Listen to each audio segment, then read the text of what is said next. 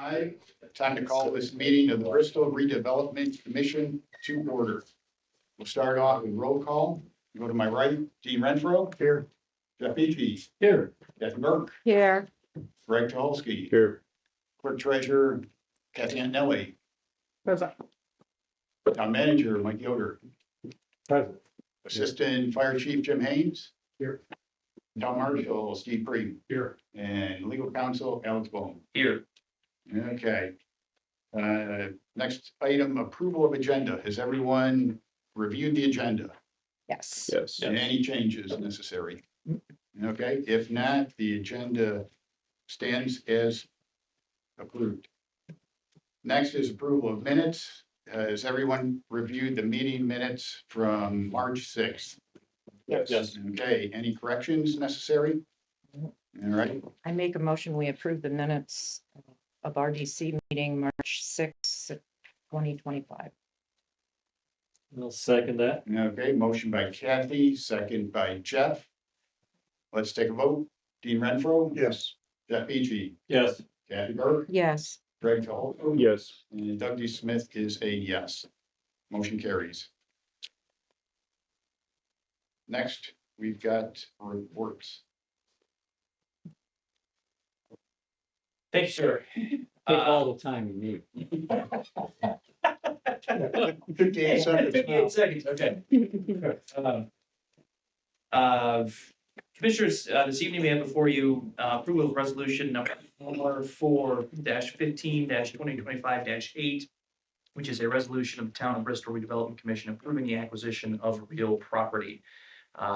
The commissioners may be familiar that this relates to the acquisition of the Robert Weed properties. We have begun the process both at the RDC level and at the town council level of amending the economic development area, the State Road 15 economic development area, to allow for the use of TIF dollars to purchase this property. This would be a purchase to be consummated by the RDC, and so the resolution before you is just that. I can represent to you that the purchase agreement that is attached to this is a form agreement. There's been some negotiation to it to date. The version that is in flux is not attached here. This is the original offer that was exchanged between the parties. Those discussions are ongoing. We're very close to reaching an agreement on terms. And so this resolution would approve the purchase agreement in its final form and authorize the purchase price at $365,450. That's the long and short of it. Happy to answer any questions you may have in order to allow for the purchase to move forward. My recommendation would be to adopt this resolution as presented. Okay. Is there a motion to adopt resolution number R4-15-2025-8? I'll make a motion, we adopt resolution R14-15-2025-8, approving the acquisition of real property. I'll second that. Okay. Motion by Jeff, second by Dean. Any further discussion? If none, we'll take a vote. Dean Renfro. Yes. Jeff Beachy. Yes.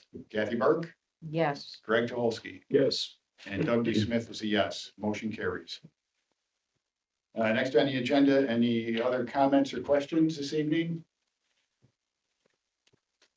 Nothing? I Okay. make a motion, we adjourn. Second. Motion by Kathy, second by Dean. All in favor? Aye. Aye.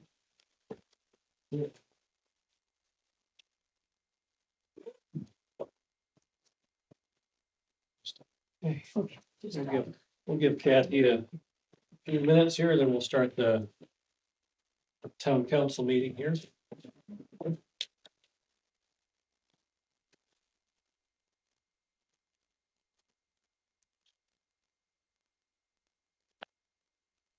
How's your pile of contraband? It's moved next week and Homeland Security probably gonna hold it, so Oh, do they? they'll want a couple samples of each item. Yeah. Like Milwaukee wants, and then they want us to just get rid of the rest. So Okay. Other guidelines. I'm having a big rush there. I'm free on Thursday to help you. I got a dumpster for you.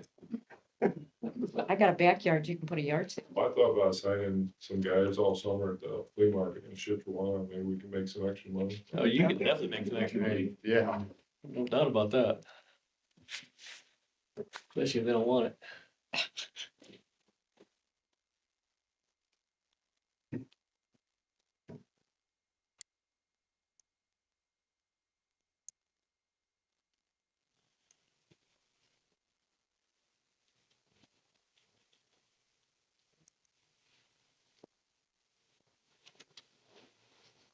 Do I have to make a motion with the pause and pause?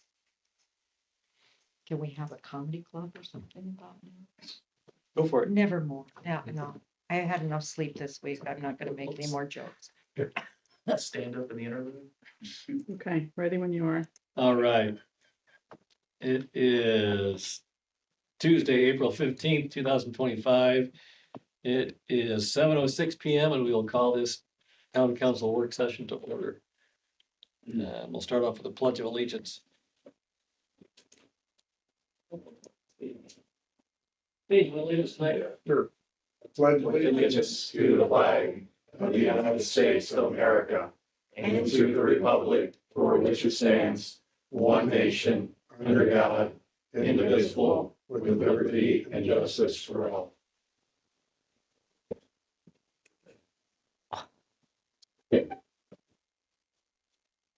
Start with roll call. Start with my left, Doug DeSmith, here, Dean Renfro, Here. Kathy Burke, Here. Greg Dolsky. Here.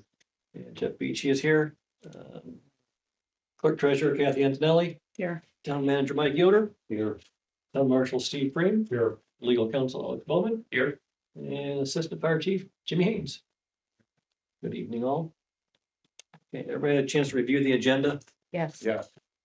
Any additions or corrections to the agenda?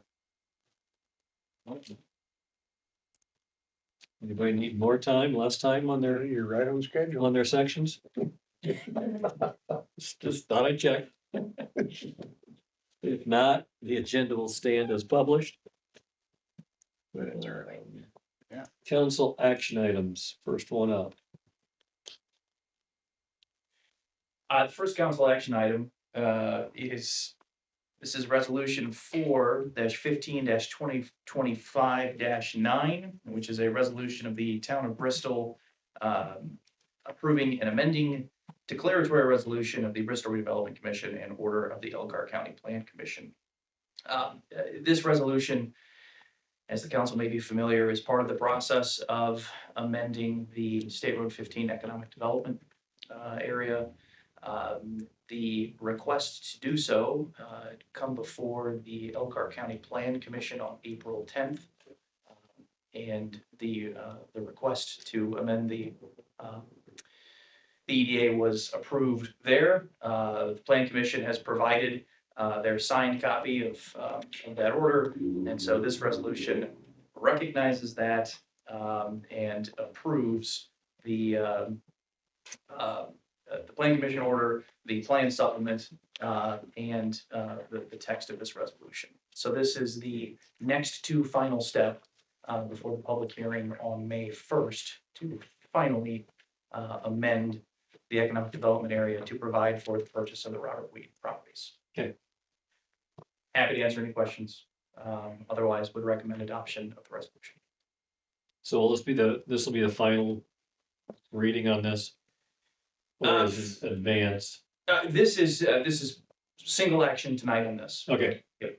Okay, It doesn't, the amending the EDA takes one more step that will be accomplished on the first, but as far as this resolution is concerned, this can commence and conclude this evening. okay. All right. So is there a motion to adopt resolution 4-15-2025-9? I'll make that motion. Okay, motion by Kathy, I'll second. second by Doug. Open for discussion.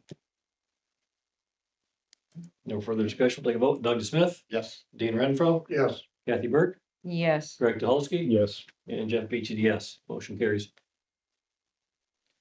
Thank you, council. That's all. Reserve any additional time for items 6 and 7. Yield your time for later on. Okay. So noted. All right, next up. Steve, what do you have for us tonight? We're trying to look forward with our, the fleet of the police cars that we have. We've been doing a relatively good job with, we got, I think, 2 or 1 last year before I came. We've got 2 on order. One came in, is being built with the equipment. We're picking up the other one tomorrow. It's just, we're supposed to get those in January, so you can see how they're starting to get in time. I'm a little concerned. One of the problems, it's awesome having 11 guys up from 6, but that whole set of new issues with equipment and vehicles, whatever. And the thing is with the climate now with supply chain tariffs and stuff, I'm not sure what next year is gonna bring as far as the availability of police cars. I was doing some research. I did find, a couple months ago when, one of our cars hit a deer, I wasn't sure whether it was gonna be a total or not, so I started looking around. We do not wanna purchase used ones again. That did not work out from the fire marshal. It just, you're throwing good money in bad cars. Yeah. But I did find there was a dealer near Fort Wayne that had 12, I think, brand new 2023 police cars. Fort Wayne had ordered them, didn't pick them up. They've been sitting for whatever reason. Their police package, everything that we need. It's, I think the 2025s were paying about 52,000 before the equipment that we put on. I think the price on this one was, I can get them for 41,000. So I was looking at, they only have 1 left. I would like to see, I talked to Mike a little bit about, did we have the funds to do that? I know it's a little premature, but I think it'd be wise if we can do it, because as you can see, I give you a sheet to see where we're at with mileage, and Yeah. some of the newer guys are driving some cars that are starting to have very high mileage. So I'm just kind of present that and see what you guys think. So it's fully equipped. You don't have to add any more or No, we do have. except for the name and. Well, no, see, they come, police package comes with extra suspension and cooling, there's a wiring package in there, Uh-huh. but it doesn't include the lights or the radios or any of the equipment. Oh, okay. That's another Plain addition Jane to that. car. Yeah. It might be scaled down just a little bit. I might have added that to this. You might- Actually. So basically you're saying 52,000. It's would be It's on the your, outdoor it's on package. your Yeah, agenda. and that's what we're paying for. Yeah, it's on the agenda. Car before you do So everything. I can save a little money that way. So graphics would be 850, installation of equipment 9,700, total of 52, 454. So you're saving about 10 grand.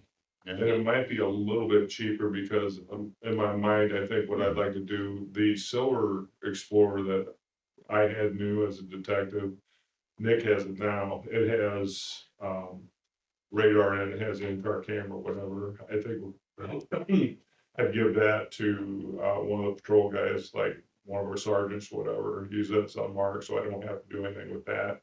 The new white, the one I'm looking to buy, the new 2023, I don't think I'd put the in-car camera in it, and would need a radar and just give it to Nick as a detective. That way, it'd be a little cheaper to outfit that one. Yeah. So if we did that, would we have to put graphics on that one then? No. Okay, so no graphics on No either, graphics on that. on his current silver one or this new white one. Yeah, I'm good. toying with the idea of putting graphics on the silver. Okay. I would like to see it, the officer that currently has unmarked, he'd like to keep it that way, but I like to mark cars for our patrol guys. I think it's a good idea myself. I mean, Well, especially if you get a brand new 23 that's been sitting on the lot. It's better than buying a used 23 that's With mileage. been through the mill. or waiting till next year when you gotta pay 20,000 more. you Yeah, know? that's the big unknown, and the other thing is we've already run through our repair line for this year, and the one, we have two of them, but in the one, we're throwing a lot of money in repairs on some of these cars. So then would we be getting rid of some of these? The two that have asterisks are already being stripped out, one in pallet and one of the used Explorers that we bought. Okay, And it's interesting, because you look at the mileage, which is one thing, but you also have to look at idle hours. Some of the ones that, with the idle hours and the engine hours, we're running cars in service that have like 600,000 miles on them. really? So they need to be rotated out of service. Yeah. Okay. And what are our plans on those? On that Explorer and that Impala? Sell them? I think we'd have to go by state guidelines. I think we might have to auction them. I knew at Goshen we had to do that. I'll look and see what we'll end up having to do with that. But Okay, I don't know. Sometimes they will trade them in, but these have really not much value. yeah. Especially the 08. Yeah. So I know, there's an auction house up in Kalamazoo. Bittergy, they do a lot of municipal Okay. and they sell a lot of, police vehicles up there, so. I can get some information on them, I appreciate it. see if they could, and they actually go for pretty decent money up there. The one Explorer that we're stripping out, we actually use a cage and one of the wiring harness for the in-car cameras out of that one for one of our new car. Oh, okay, So, it's the repair shop 50 and 20 being stripped out, okay, so that'll help a little bit. okay, nice. I think if the funding's there, I think we should go ahead and, Yeah, where did, you said it was TIF funds? No, this will be public safety lit, Okay, because we've got the tax we there, as you see on your agenda. Yeah. This will be 3 car purchases from the police department this year, but, Steve's, what we're trying to do is set up in a rotation, go to a little more scheduled with our replacements. Yeah. Right, and then for the budget, when we're looking for next year, I don't wanna like have gaps in it, so if we can do it, just like try to rotate in and out. yeah, And stay on top of it, so we're not behind like we are now. yeah, So if we approve the purchase tonight, he can lock it in with the dealer, and then Yeah. Kathy will start the additional appropriation process Thursday. okay, I make the motion, we approve the purchase of, I'm not, what year, what, 2023 new police car. Do I put the total in there, since that total does not include the purchase price? That's the completely overhauled price. So it's 41,868. That's the purchase price Okay. for the vehicle. That's what I Yeah. meant. Okay. okay. There's a motion by Kathy, is there a second? I'll second. Okay, motion by Kathy, second by Doug. Open for discussion? If council agrees, I will word it similar to what's on the agenda, possibly less the graphics. And the equipment. No, because it will be equipped. Okay, May not be that dollar You told amount. me That's the true. graphics on the That's other true. side. but the actual purchase Maybe. price is 41,868. Yeah. Yeah. For the vehicle itself. Yeah. It's the silver mark. Yeah, I would like it. I think the motion would just be for the purchase of the vehicle at this point. Yes. So then, Then The additional appropriation will list then all of these others.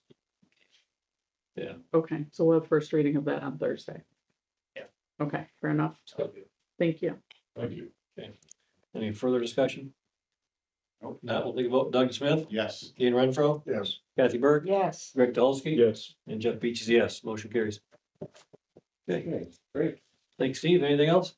I do have one other thing I'd like to discuss. We can wait till toward the end. It doesn't have to happen. We can do it now. Okay, I have a favor to ask the council. I know when I was hired as a marshal in July, one of the requirements during the interview process was to attend the week-long new chiefs training at the academy. I agreed to that. They didn't have one last year. I'm scheduled to go next week. And I don't mind going, however, personally, the timing, we just sold our house. We closed yesterday. I bought a new one, closed yesterday. The timing is terrible for me right now. I gave you some information. I don't know if you remember when I interviewed, I have been through the 12-week administrative officers course at the University of Louisville. That's chief, basically chief's training, so it's a 12-week course, college level. So, I mean, it's not like I don't have the training. But I would be willing, if you guys are willing to let me slide until next year to attend the training, but at the academy, but. It's, and if you guys decide you really want me to go, I will go, I'll make it work, but I'm just asking for your opinions. I would could say. Yeah. I- And I don't- the other thing is that marshals are not required by statute to attend that. Yeah. Just chiefs of larger cities, so. Yeah. So I guess the question would be, are we okay with him not going at all, or do we want to push it till next year?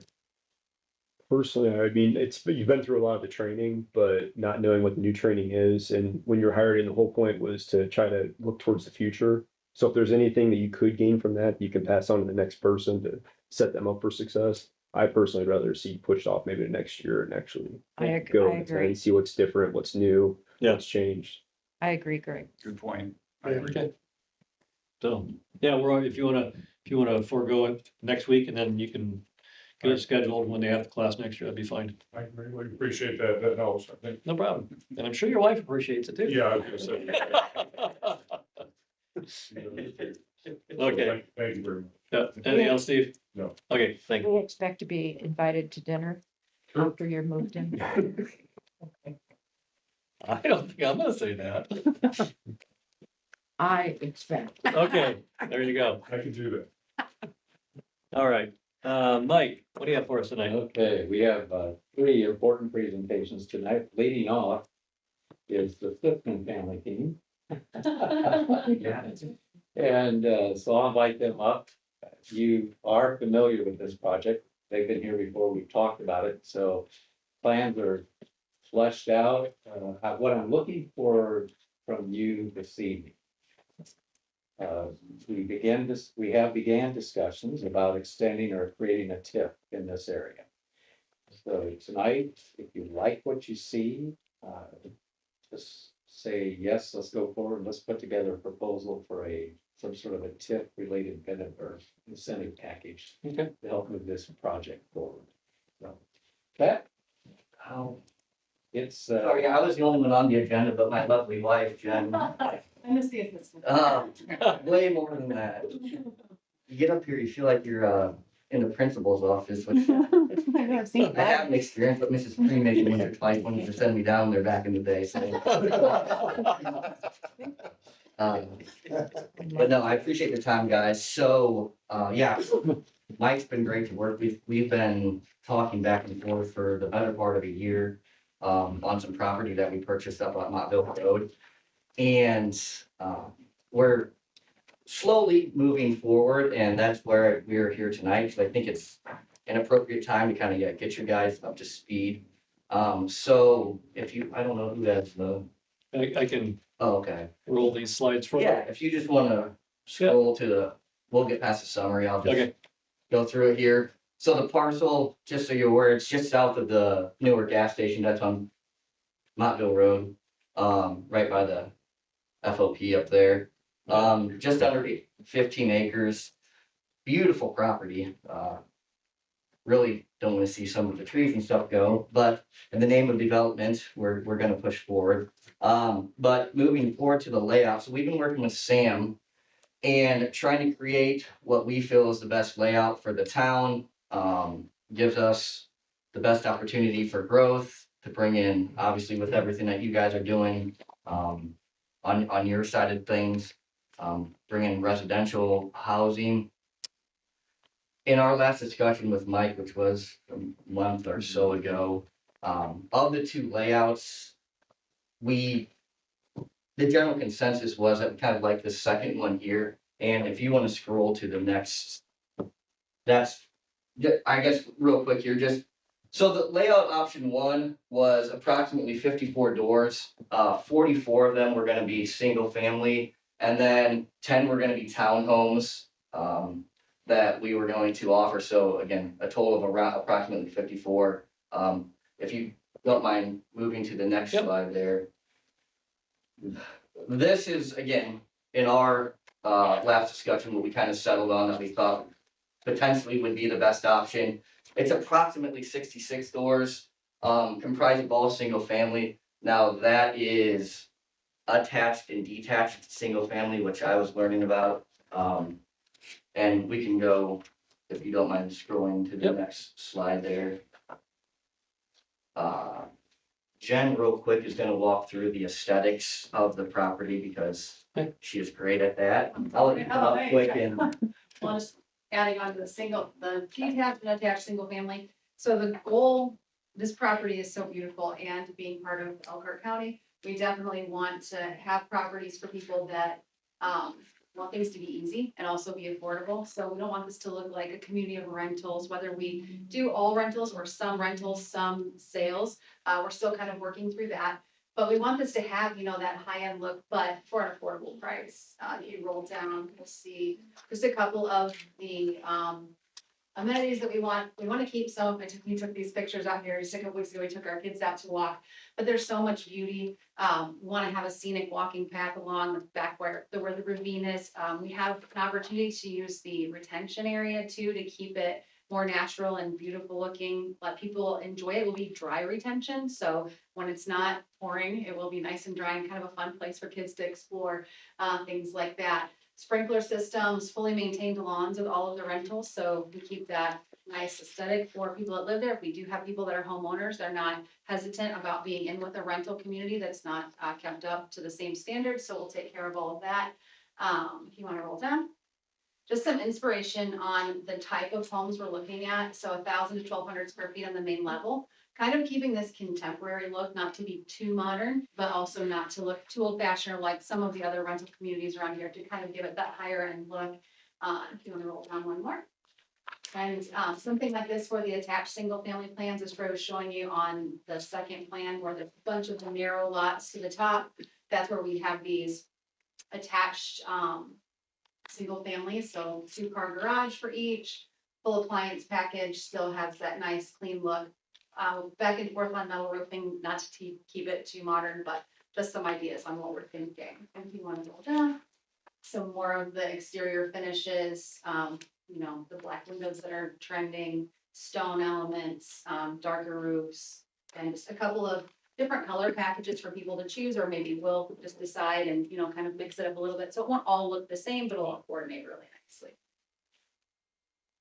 On the financial statement side, so this is obviously Troy and I, something we're excited about investing in. We love Elkhart County. I grew up here, I grew up in St. Joe County.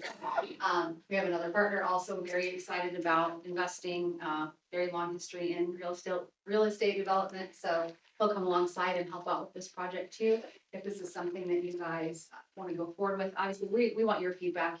This is a big investment for us personally, as well as obviously for the town. So any feedback you can give, just even general thoughts as you're going through your week. Hey, what do you think about this? We'd love any of that type of feedback too. Where you want to go to the tip type Yeah. of information. this is kind of the nuts and bolts of where we are right now. So, we purchased a property for 320,000. Infrastructure, I've gotten a few quotes back. And right now, we're right around $3 million, for the infrastructure. I'm hoping that's a tad bit high, but one thing that we're waiting on, and again, depending upon how this would go, is a traffic study that would need to be done to see what potentially would need to be added, in the entrance there, if there's any type of blister or XL decel lane. So this is based off the 66 homes, but we were coming in with construction costs of just under $20 million. We have soft costs of 500,000, so a total of just over $23 million, for this project. Getting into the kind of TIF situation with this, we are try to do everything conservative. I don't want to paint that rosy of a picture and then to turn out to be, a lot worse. So we're saying the assessed value of these homes are going to start at 300,000. Little bit of the research that I did for that, there's somewhat of a similar neighborhood in New Paris. It's not rental, but similar style home size, everything. Those homes are ranging anywhere from $300,000 to about $350,000. So I feel pretty comfortable we're on the low end of that. And then again, for the model, you'll see here in a minute, I said that the home appreciation value will be 4% per year, taxed at 2%. These would be rentals. So you guys would be capturing all of that. Again, we'll get to this screen, but over a 25-year span, which this would be the first TIF that I'd ever be a part of. My understanding is, so that is the duration or max duration of a TIF, commercially 25 years. You'd be looking at a little over $60 million in revenue coming from that. What we are requesting to help make this feasible for us is $2.5 million. Again, for the infrastructure side of that, but loose calculation again, without knowing exact numbers and whatnot, that turns out to right around $13.5 million revenue to the town and about a 5.5% ROI, which in my mind seems pretty good. If you don't mind going down another one, Jeff, there. Yeah. So this was just the TIF revenue table that I put together. By again, all means, please analyze it. Like Jen said, we appreciate all your feedback. But we had this project kind of looking at going into 3 phases, which would be 12 month phases. So 3 of those. We'd start with 22 houses in year 1, complete that year 2, 44, and then year 3 have the project completed with 66 homes. Again, you guys can see here, but just taking the assessed value and adding 4% every year, you get your totals for the 25 years, total assessed value, and then the revenue generated per year. I also, again, wanted to make sure the values I'm using, I think, are going to be realistic. So I went back and pulled up some information specific to Indiana. And over the last 5 years, the average annual appreciation was 8.5%. 10 years was 6 to 7%. And over 25 years, which is what we're talking about, was 4.5%. So I hope this gives you guys an accurate representation of what we should expect for that. There's one more slide, if you don't mind going down there. So again, just kind of wrapping up for this before you got any questions or feedback. Really, to make this work and crunching the numbers on our end, that kind of $2.5 million number is where we really need to be. And talking with the attorneys and you guys here, coming up with a development agreement that they put us in, obviously with different benchmarks and milestones, to make sure that the town feels like it's a good investment for them. But, we definitely love to see this project go to completion. I think, as it says here, bring in affordable housing is a term that's thrown around. Nothing seems to be that affordable anymore, but relatively speaking, we think it would be, bring in or strengthen the economy, also bring in some more kids. Our calculations, if we just base it off that these homes are, 4-person homes, that's an extra 260 people for the town of Bristol, which I think last I checked, the population was around 1,800. 16. Is it 6? We're Okay. around 18. Are we around? Yeah, 18 now? we're up around. So we're talking around a 15% increase in population with this. So yeah, we're very, very excited about it. We hope it's something that you guys would seriously consider, and obviously happy to answer any questions now and then in the future if anything pops up. Okay. Curious, you had mentioned the similar development, New Paris. Which one is that? Falcon Lair, I believe is the name of it. It's right off County Road 29. Goes east off 29, just south of New Paris. Is it Nest or Oh, Lair? yeah. Falcon Nest? Oh, it might be. Yeah. There's a Falcon Nest down there. Yeah, it might be. I might have misspoke. It might be It is Falcon. Falcon Falcon Nest. something, yeah. It's right there on the curve on 29. Yep. before you hit So south. Journey Homes went in and did a lot there, Granite Ridge. That's all owner occupied. This, Yeah. we are specifically setting up, looking at completely a rental community. But again, with very stringent HOA, with manicured and watered lawns and trying to keep, you know, a very nice image for Yeah. the renters there and obviously the community, so. Okay. So I think 29, which curve talking about, Dean? Just Right by the where water the treatment. post office. Oh, is. okay. Go past the post Okay. office, head south. Yeah. First curve, just past the fire station. Yeah. So Okay. Yeah, that's okay. This is a full rental community? The answer, We're discussing. We disagree that, but yes, that would be the intent, is complete, full tenants, no. So I don't know, you guys know a lot about the demographic data of the new Amazon warehouse. So it's one of the most automated warehouses in their network. I work with them a lot in my real job. So there's going to be a lot of engineers coming in and out because of all of the robotics. So I do think that this is something that would suit a lot of those types of people, same with the data center. Kind of why rentals are also attractive, because I think there's a decent amount of population out there. You know, people that want to, a lot of Middlebury people, they don't want their big houses anymore, but they want a place to come back to that's close to their grandkids because they summer in Florida. They don't want upkeep. So we're seeing a lot of that. And so that's why we think this subdivision as rentals is maybe a little bit of a better idea even than, I love selling real estate. For us to hold on to it. We think this might be a better opportunity for rentals for those types of people. Yeah. Okay.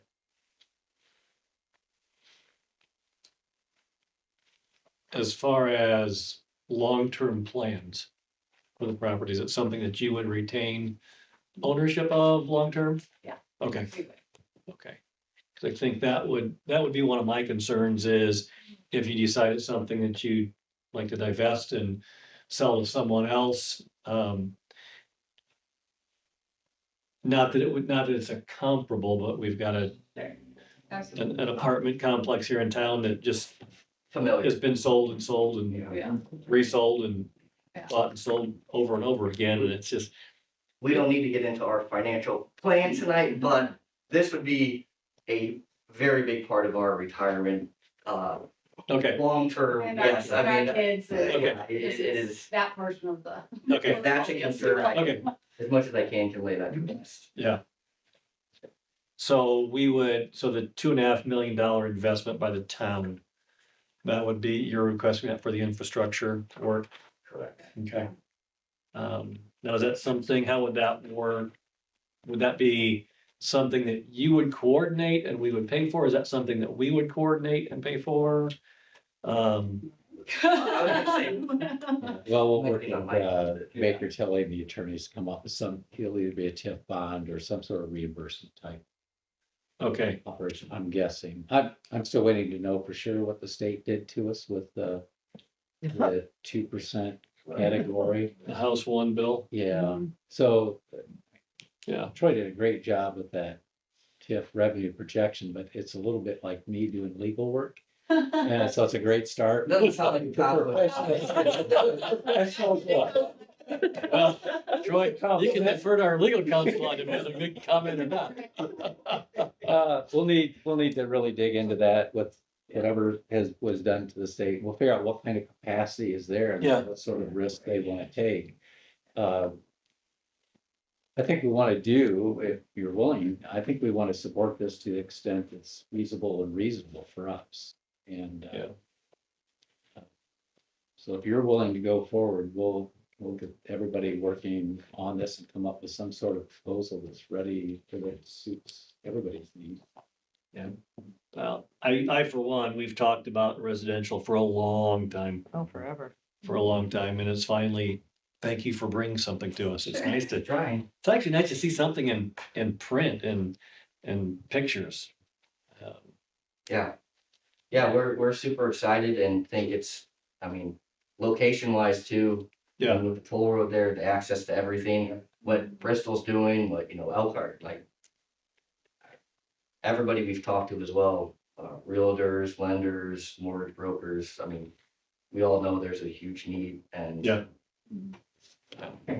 I think definitely the town of Bristol could support this, so. I think Troy and I in general too are really passionate about community, and I think that we've kind of really gotten that feel from Mike too. This would be a place we want to invest in because we think, you know, there's more to come, right? I'd be excited to see what else we could do, you know, in the town and, Yeah, definitely. If this could be the start yeah. for you guys, this would be a nice start. And then obviously there's other properties that we might consider. So, yeah, I think. Council thoughts? I like it. It's great. Thank you. Yeah. Sounds great to me. So, We'll get to officially, work. We'll get to work on it. do we need any official? Yeah, at this point, just, this is the, I don't want Any anyone to say official- no. Yeah. Basically a fishing expedition right now. yeah, it was a good discussion. Yeah. It was a good discussion. I think the engines from here know which way to go to help put something into print so we can have a further discussion on terms, Okay, structure. great. Can I add one thing? And it's nothing against you guys or anything, but if you guys want to look this parcel up on Elevate, there's a number missing. It's -031. It will not pull up any other way. So I just wanted to let the council know, because if you try to look up the parcel and details and all of that, it asks for 18 digits. That's why I was Yeah, I having mean, a I pulled it problem. off Elevate, or at least on my app, I can't get on, but I use, is it Beacon now? Yeah, it's Beacon. But, We can correct that. and Yeah, send this back apologize. over. Well, I mean, it's just that if we tried to look it up, we wouldn't be Sure, able sure. to. No, that's super. I yeah, couldn't there's get no it. address, I mean, there was no Yeah. formal address. I had to look up my home one, so I knew what the last 3 digits were. Yeah, you have it There right it there, is, though, right there. Jeff. Yeah. You have to sign in before we'll give you the information you're wanting. I should be signed in. Yeah, you're not. I'm not. Every time. Yeah, okay. It's a more finicky. It is, it's very finicky. Does the east side of that or the north side of that run right along the Copper Canyon Road? Yeah, except Yeah. Just Copper about. Canyon Road has sort of disappeared. There must be, well, see, that easement doesn't really show up anymore. Does it show as you as owners now? No. It's an easement or what? Collins and Company owns it, don't they? I don't wanna speak exactly to what it is, but I know, yeah, we do not. Is there So still a it building goes, back it goes there? with the property that's to the east, but the east isn't really Copper Canyon anymore. No. That's further east. Yeah, but the Collins and Company owns the road. There you go. But That's- isn't there a building back there still? Yes. I thought so. I did drive back. Why can't I grab this We used to thing? go down back there and Uh, play when I was a, Do you want, Weekend. do you want to pull up? What are you trying to I'm do? trying to pull up the report card. No, you should be able to double with click on it dimensions and all now. that stuff. Yeah, it'll have the, Yeah, I was having the Parcel same ID. problem. I've got the parcel, but I didn't sign in. results. Yeah, you should be able to double click on the parcel now and it should show up. Is there an old But it- building back Go there fish. on your Yeah. guys' property that you bought? No. You must have told the old scout camp down then. So, yeah, I did notice in toward kind of the middle of the property, it is, trees are clear, there's a clearing, but Used to have a there's, scout camp back there. okay. They used to have a shooting range back there too. The shooting range is there still. Yeah, Yeah, FOB still. Yeah, That's that's on the further, yeah. North side, the East, yeah, buildings on the northeast, south yeah. side. I don't know if you pull up the aerial, the latest aerial layer, that might help, maybe. it's not giving me layers. Yeah, it will, in a second, should. Yeah, it should. I've got to sign in. I don't have, I forget the password. Hmm. I did get description and everything. Ah, Anyway, Okay, well, yeah, I mean, I think that's a minor thing. yeah, So- Yeah, we'll look at parts of the beginning. Yeah, I Fix it can- on the presentation. Yeah. I'm, that's just me. I'm. No, that's great. I- It's super awesome. And Montville doesn't. Proofreader. Yeah. Well, Montville doesn't have an extra I either, but I'm not gonna bring that up. Did I do that? No, I probably did. You're Council heard it here. you're from Goshen. I did it. See, you're from Goshen. That's sound. No, can't spell it. Stand by me. It's Okay. just me. That used to be my job years ago, All right, so, proofreading. yeah, I think we're good, so thank you. You're welcome. Appreciate Appreciate the time. Yeah, Thank you, definitely look guys. forward to this. Sounds like a great idea to me. Oh, one. Oh, one. I'm sure she'll I remember. hear you, Little Rock. So, when you go over there, I'll see ya. Thank you. Thank you, guys. Uh-huh. Thank you. Next, our infamous Baker Tilly representative Jeff is here. All right, he's infamous. All right. Wow. Walk us Good evening, through. Jeff. Again, I don't know if that's a backhanded compliment. No, that's it. Right. Thank you. All right, well, thank you. Good evening, everyone. All right, so, kind of step back, as you all recall, the town implemented in conjunction with the water sewer projects in early 2024, about a year ago. Went through the process of performing a pretty in-depth cost of service study that really looked to accomplish two things. One was to obviously establish a rate structure that generates enough revenue to meet the operations and the repayment of the debt on both utility projects. And secondly, it was really a complete reset of the rate structure that looked at establishing rates that were close to actual true cost of service of providing the service. So if you don't want to go into too much detail on that, but if you recall, what we kind of discovered through that study is, over the years as the customer classes change and in the makeup of the customer class, that there are some subsidies that are created. So in order to kind of eliminate some of those subsidies, we reset the rates, establish a new rate structure.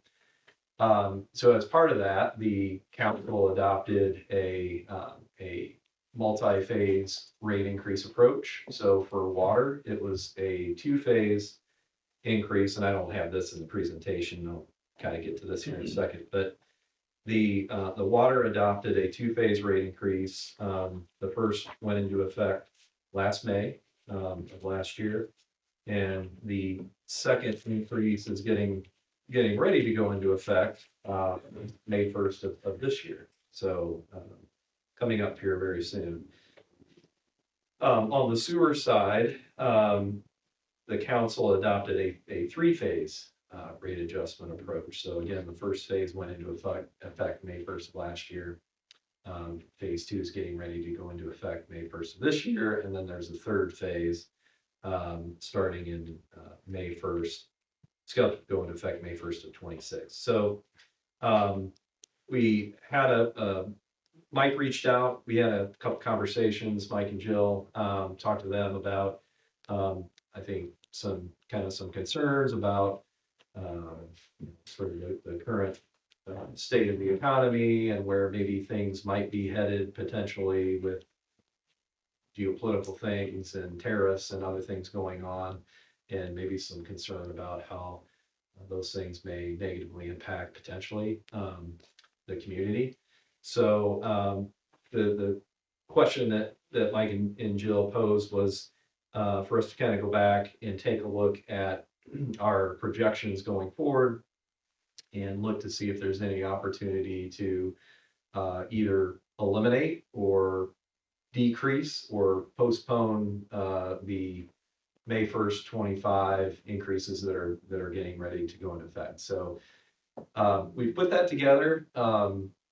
The caveat is this is still in draft form, so we haven't quite gone through the entire review process, but we wanted to have something here for you tonight to at least consider. So what we've done is the first thing that I think you have pulled up is the sewage works. I think scroll down a little bit, but yeah. Oh, water. Okay, so we'll start with water. Okay. So we put very similar information together for both utilities. So starting with water, the first thing we wanted to look at, number one, is what is the current cash position of the utility. So within the water utility, you can kind of see some trends here going back to 2022. For course, this is that's obviously prior to the rate increase that just went into effect last year. But we saw some erosion in the cash balances. And then starting well, at the end of 2024, rather, we see that we kind of arrive at sort of the lowest cash position in this historical trend, which was about $700,000. The red line that you see there in the sort of bullet point there represents the minimum reserves that the town or the utility is required to have on hand at any point in time, which is about, just eyeballing there, about $600,000. So as of the end of the year, the water utility had roughly $100,000 above what those minimum reserve requirements are. So not a super strong cash position, but enough to cover what you're supposed to cover within your existing reserves. Then we also kind of wanted to get a current snapshot. So we also, Kathy provided some information here on March 31st cash balances, and what we expected to see, I think was true, and that we see an increase in cash kind of going up. Total cash about $1 million, kind of comparing to the reserve requirement that you see there that actually went down a little bit. It's closer to about $400,000 as of the end of March.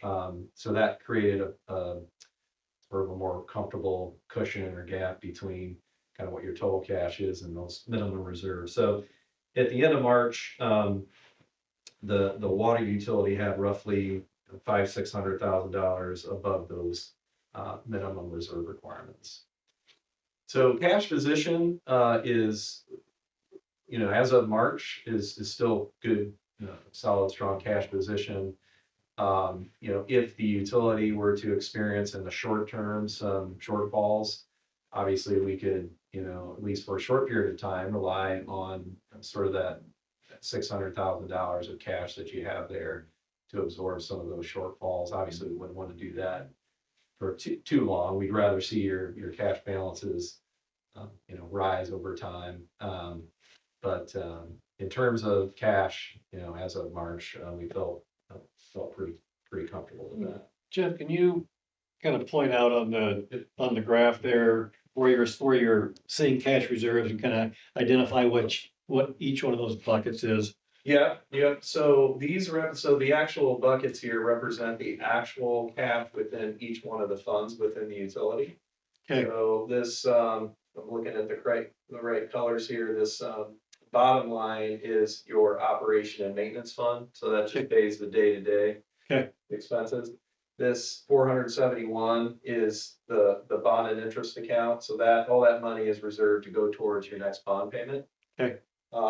The gray is the funding of a debt service reserve. So if you recall, when we closed on the bonds, one of the requirements associated with those bonds is the town set aside for every year for a 5-year period. Yeah. To set aside funds in case you need those for a debt payment on a rainy day. Then this yellow one is the water meter fund. So that's kind of the breakdown of that. This red line here, within the bond ordinance, it lays out certain minimum reserves that you have to keep on hand within each one of those individual funds. So this is really accumulation of all those 4 different reserves that you have to keep on hand. And so as of March, it was about $400,000. So we wouldn't ever want to fall below that mark. And so obviously we're roughly $600,000 above that. Okay. Thank you. Sure. Helpful. All right, so we can maybe scroll to the next page. We've got a lot of numbers here, but really what we're trying to do is we're trying to project out based on the current rate structure that's adopted. So assuming that we're not postponing any rates, we're not reducing any of the rate increases, what are the future cash flows look like right now? And one thing I think that's important to point out is for the operating receipts, kind of the first set of numbers up here. We're not quite, we're just getting to the point where we're about a year in collecting the new rates and charges that went into effect next year. So We don't quite have a full year to make sure that, yeah, you're collecting what you need to collect. So Yeah. these numbers are still based on our original study. Projections. Projections. Yeah. So we feel confident in the numbers, but you just never know, until that money's in the door. Yeah. So I just want to point that out. That's still based on projections. Everything else, non-operating receipts and down here, the operating expenses, those are based on actual expenditures, and then we're simply adding some inflationary factors and so forth. So feel pretty confident in those numbers as well. So we're just projecting out 25 through 29. So if you go to the next page, please. So just kind of continuation, table 4 shows the debt, and you'll notice that the new debt, there's sort of a ramping up of those debt service payments from the 24 bonds. And so we actually the town doesn't see a full debt service payment until 2027. So we still have, this year, and then next year, we're able to, and we'll see this here in a second, we're able to collect a little bit more than what we actually need for a full debt service payment. Okay. And then in 2027, then that full debt service payment starts. And that in part of that's intentional. It enabled us to phase in rates, over time, so we're not hitting the rate here at one time all at once. And then down here, these are the estimated capital improvements each year. These numbers we assumed from, I think we used an historical average for some of these. Obviously, those are based on me. Like I said, with the new facilities, we shouldn't have to spend anything, right? We're equipment going I forward. did mention that. Yeah. So so hopefully we're conservative and we're building in maybe a little bit more than what you need. So if you kind of work through that whole cash flow down here, table 6 is really the bottom line result. And in 2024, we saw actually a shortfall of about $369,000 for the year. That's actual. And then starting in 25 through 29, what you'll notice is we're anticipating, which we would expect, based on the current rates, to generate positive cash flows year over year. So that's good. Again, with the only caveat that that's assuming that revenues come in like we're anticipating. If you go to the next schedule, I think we have one more schedule there. Yep. So this is just a graph that shows, again, what the projected ending cash balances would be based on those assumptions. That's the blue line. And then the red line, again, is the total of all the required reserves that you're required to maintain within all of those funds. So you'll see sort of that increasing cash position, which is adequate to cover those minimum reserves. So the takeaway, based on the existing rates, we still feel confident in the rate increases that are in place. Going back to the question, then the first question is, and we're focusing on water. So you have one more phase that goes into effect in May. Yeah. Could we postpone that rate increase? Yeah. For a couple months? I think that's what we talked about initially. So we did run those numbers, and if you continue down, you'll see essentially kind of the same schedules. We don't need to go over all of those again, but if you scroll down to right there we go. So 26 through 29, there's really not much change there, if any change. But you'll notice that the increase in positive cash flow for 25 goes down a little bit because we're assuming that the rate increase goes into effect 2 months later. Again, basic takeaway is, on a temporary basis, we feel like you can delay that rate increase. If the council decided or chose to do that. I think beyond that, there is also some potential to, again, based on how things play out, potential to maybe reduce that rate going forward. What we would recommend is, waiting until at least we have a full year's worth of revenues in place. We can see how that's playing out, and also continue to monitor the rate structure, which you're scheduled to do every year. from this point on, is every year, at the beginning of the year, we'll look at rates, we'll look at history, performance, look at your cash, and kind of reassess things every year.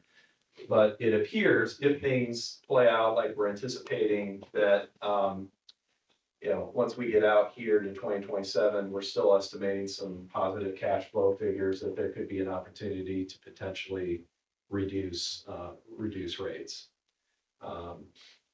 So that's kind of what we have on water. Happy to answer any questions that you have, or Mike, feel free to share any thoughts that you had as we were discussing that. So I want to make sure that what I understood this afternoon is still true this evening. There's a possibility that when we look at this rate increase in 2 months, August 1st, by then we may be able to decrease the amount that we're increasing. Right.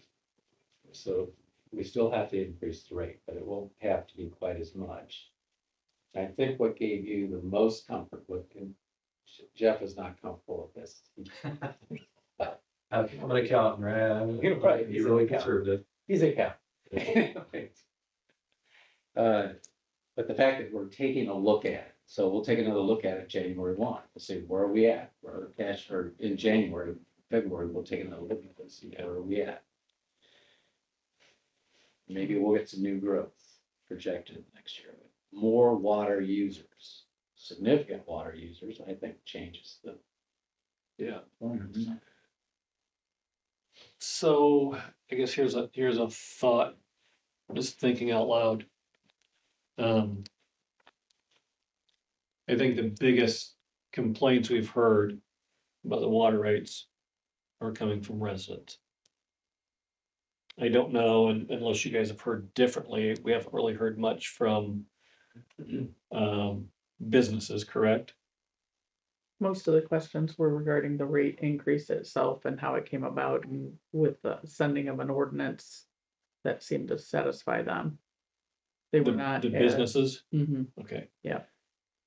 So if we look at the May 1 increase that we're hopefully going to delay a little bit, and even more of a possibility is to decrease what our projected increase is, right? Mm-hmm.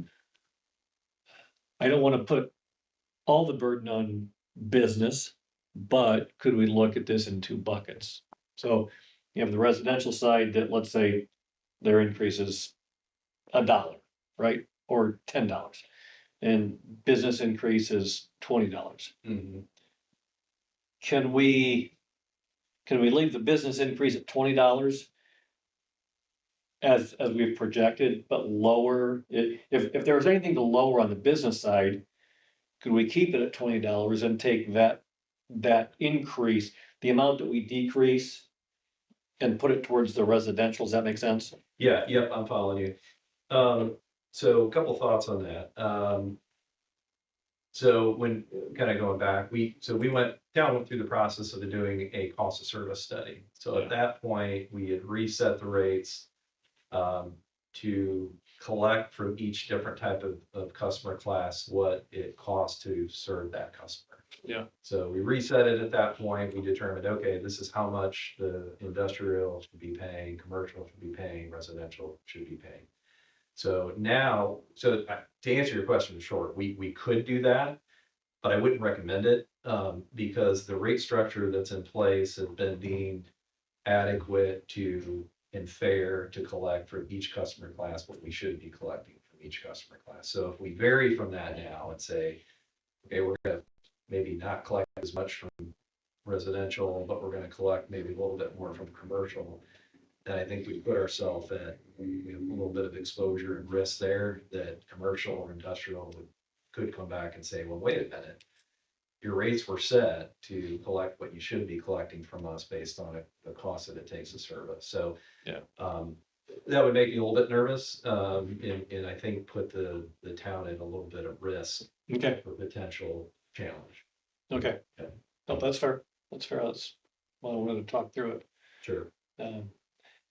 Because there's still a lot of anxiety, if you will, especially from residents. And I take it for what it is. It's nothing more than social media. But I saw a post where one resident said, well, my bill used to be $60. Now it's $330. Okay, we haven't raised the rates that much. They forget that it was $60 for like 20 years. Yeah. So I guess I want to be fair, and I want to make sure residents know that we're not trying to stick it to them. I mean, this is, and in all reality, businesses are paying more than residents are for this upgrade. And a lot of social media posts have it that the residents are paying for this and the businesses aren't, which just isn't the case. Right. Your wastewater treatment plant was going to have to be rebuilt, period. Right. It wouldn't be for the businesses. Imagine what the bill would be on the residents. Yeah. Just imagine putting that 24 million onto just residential. Yeah. Those, those that complained that their bill raised that much, I still keep going back to a miscalculation on bills somehow. Yeah, and that's, I mean, because mine personally, of course, I'm by myself. Yes, mine doubled. yeah, I don't pay more than $50. Yeah. If you're That's what, I mean, it's, it, to almost triple that, yeah, unless someone's Something's- usage pattern something's not changed. calculated Yeah, right because somewhere. under the new rates, if you're using, we usually consider 4,000 gallons to be about an average. So on water, you're paying roughly 36.5 bucks currently. Yeah, For sewer, you're paying about 53, 54 bucks. Yeah. So you're in that $80 to $90, still under $100, which a lot of communities we're seeing. yeah, Combined bills well over Agree. $100, but, yeah, I don't know, the $300, that sounds. oh, even Some other $200. things coming into play with those larger bills. Yeah, yeah. There's a lot of. such as, Leaks, Behind in payments or having maybe a double or triple bill for that month. So obviously it's gonna appear a lot higher than the regular monthly bill. Or yes, leak scenarios, there's a lot of them. Or if it was, I mean, we incorporated this in May. So you're right in the middle of summer when people are sprinkling. So we have a filling lot of pool. questions about that and how to change their cycles and their sprinkling schedules. yeah, So when you said double and triple bills, what did you mean by that? people that aren't paying in a timely manner. Okay, so it's people that are behind. They're Yeah. paying arrearage. Okay, But every situation's a little bit different. okay, It's- And some of our residents are really hurting. I mean, these were extraordinary bills. Or Yeah. increases all at once. And you're talking about people that live paycheck to paycheck and are just trying to make ends meet. yeah, So while a single resident might be minuscule, but if you have a 5-member family. Yeah. I mean, that could be a big increase for them, so. Yeah. okay. So, yeah, I mean, if I want to be fiscally responsible, but I also want to be cognizant of our residents, and if there's a way we could delay this May increase, I would like to see it. I would like to see that we I do it. personally would like to too. I've got a question on why is the 2026 graphic so much higher than Which one are you on? any of them? They're Yeah. all the same. Yeah, so that's a product of The the su- rate increases that are rolling on, but in your full debt service payment doesn't actually hit until 2027. So that's part of what we would look at. That's part of also what's helping to where we could potentially maybe scale back the increase a little bit, that was going to be going into effect so that, Yeah, see so that that, you can reduce a little bit that cash inflow in 2026. I would think we could reduce the 2026 and increase the 27, 28, 29 a little to make it more of an even transition. Yeah, you could. And so I think, and this, I'm kind of jumping ahead, but where we haven't got to the point, we haven't had a chance to run the numbers to look at, Right, propose kind of how much we think you could reduce your rates, but that, that's one thing we could look at, but since, we're looking at reviewing the rates every year, at this point, I think what we would do or consider doing is, looking at reducing, is this still water? I think this is the water. Water. that's water. Oh, we're on the That's sewer. This is sewer. Now, Oh, Yeah, similar graph. though. similar, yeah, they all look very water is similar. similar, but not as high. Yeah, so we would look at, reducing, that increase, that phase two increase, which is the last increase for water.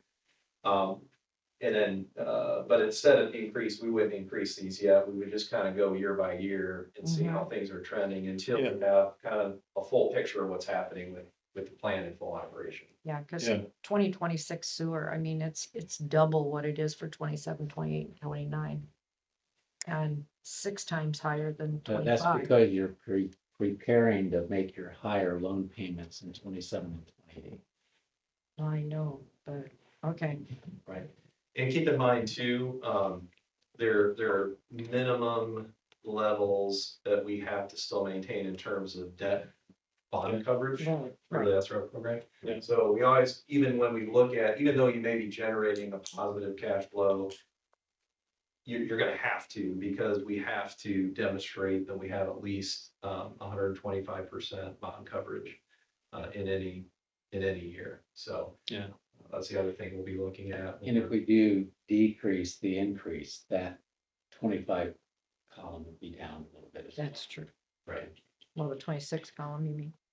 well, No, 25. 25 and- column. Well, actually, I think All of them go down. So in an ideal situation, Jeff, should the red and the green lines kind of be one and the same? We tend, we're conservative, so Yeah. we tend to like to see your cash balances increasing a little bit over time. Okay. And growing that gap a little bit. So a little above the A recommended little reserves. above, Okay. not wildly above, but a little bit above, because you always want to make sure that you're still setting aside funds for future Yeah. needs when they arise, or emergencies and those types Yeah. of things. Okay. Because it does seem to be increasing year over year, obviously, which is not a bad thing, but if you look at 2029, the recommended cash reserve is 1.4 million and we're at 2.4. Right. Yeah, and again, part of that is just that naturally occurs because of that 25% debt service coverage that we have to build into the rate. Yeah. So that's why you see that Okay. gap growing a little bit. Okay. So on sewer, it's really, very similar story there. So on sewer, again, cash was about $842,000. Actually, it was a little bit, it was a little bit below the reserve requirement, which was about $1 million. And then starting in March, or at the end of March, we see the improvement in the cash position. So in that instance, we've got about $500,000 roughly of cash above the minimum reserve requirement. Okay. And if you can scroll down to the next page. Here we go. So similar here, we are projecting positive cash flows, but again, I think, we would see if we delay the 2025 increase, we'll see, either break even or maybe a slight shortfall. And then in 2026, we would also, for the 2026 increase or the 2025 increase, we would look at potentially scaling that back a little bit to provide a little bit of rate relief. Okay. As well, so. Yep, and then you can see that gap is a little narrower in terms of Yeah. of cash and the actual reserve requirement. They're right on top of each other in 25. So again, on the sewer side, I would say similar to water. Your cash is strong enough that you can absorb, delaying the increase. Okay. And during that time, we would look at, okay, how much we feel like you can potentially reduce the next rate increase while still maintain that debt service coverage that you need to maintain and cover your operations, obviously. Okay. So, yeah, if we can, if you wanna come back to us with a recommendation on how much you think we can reduce the next increase and how long we can forego it, that would be helpful. Yep, we will get working on that. Okay. So, and I think you're saying, Jeff, that postponing till August first is okay, so our current ordinance adjustment is fine, that we'll be considering on May first. A question too, Jeff, with, looking at these tables, it, correct me if I'm wrong, but the estimated receipts and the projections here, that does not include connection fees. It's not a consideration. Correct. Okay. Yeah, so any connection fees would be above and beyond, you know, what we're projecting here. Yeah. Yeah, the connection fees are always a little bit harder to predict and, you know, we usually take a conservative approach and we do build some in, it's kind of a minor amount, or we just don't build anything at all. Sure. Yeah.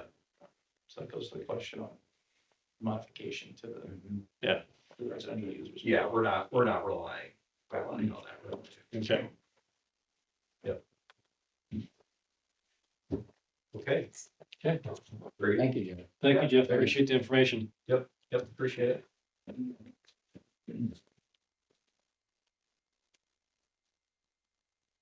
Okay. Well, in my agenda, we're almost done.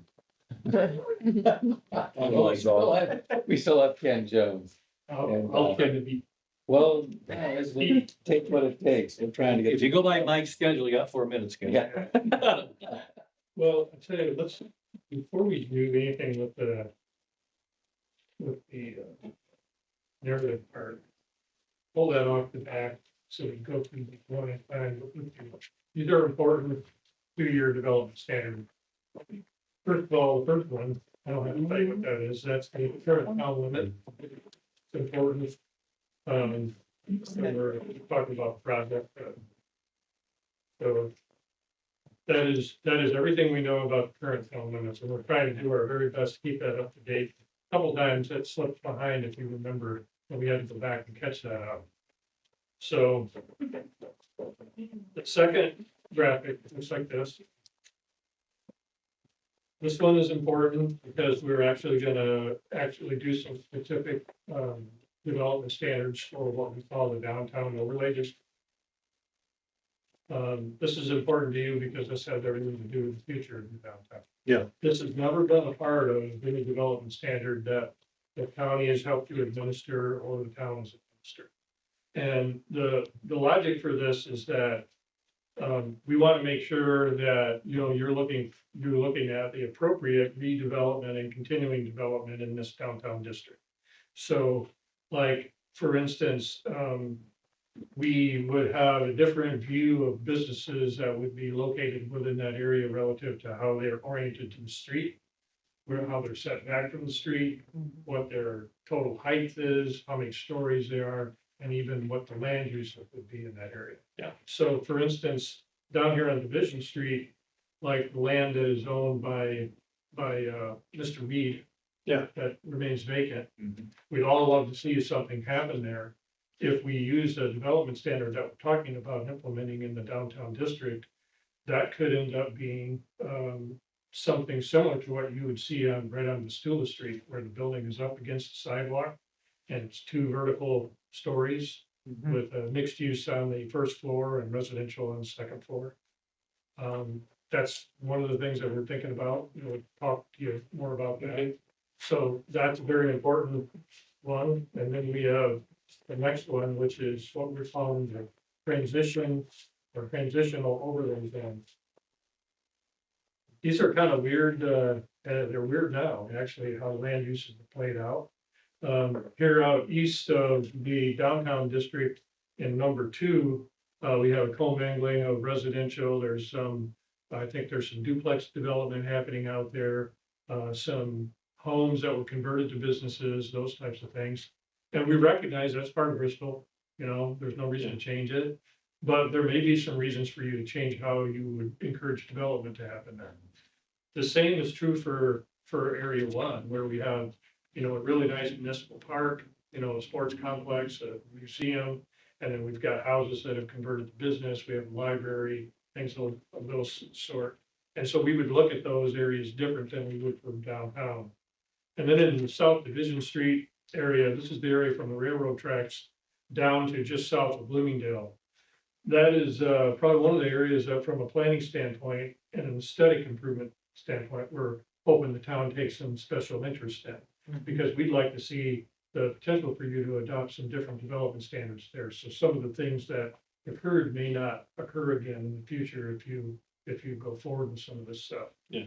And, you know, the thing that I love Bristol, you know, I drive through here every day, and that's my least favorite part of town. Mine too. Yeah, same here. And Yeah. but that can change. We can change that. It might take a long time, but we can change that. Yeah. So that's those are important graphics. Then this one is really important as you go forward in the growth of the town. This is what we call the urban area of urban service. And this is important because you will have pressures. And you could have pressures for developments that maybe would say, we don't care if we ever have municipal services, but we're gonna locate her anyway. And the problem for that, for you in that regard is that development or that business or that development could end up being a blocker for you where you're trying to do managed growth. So establishing your area of urban service, and this is basically, if you adopt this, we're saying, if you want to go in there, you have to give us the right to say, no, we're not able to provide sewer and water to you, even if you build it. You know, you wouldn't go out and build that anyway. If a development happened up there, you'd say, well, we want the right to say, no, we're not interested. But if they do show up, you want that right. Other communities have made that mistake. Some right here in Elkhart County, fortunately, that's you know, here in Bristol, you've been pretty adamant about where you're gonna support development, where you're not. And keeping that area within this boundary kind of helps you control it. Once you adopt this, that goes to Elkhart County Plan Commission, becomes a part of the ordinances and the rules that they enforce on your behalf. So if a subdivision or a mobile home park or a factory or something shows up there, you have the right to say no. You're not gonna do that unless you take our services or go ahead, we don't care. Yeah. But you're gonna at least have some input. So those are really important as you go forward. Let's see, I forgot to show you, this is the South Industrial Zone. This is important because it's a gateway. We probably want to talk a little bit more about gateways as we complete this work. And then the last one is your 1.6.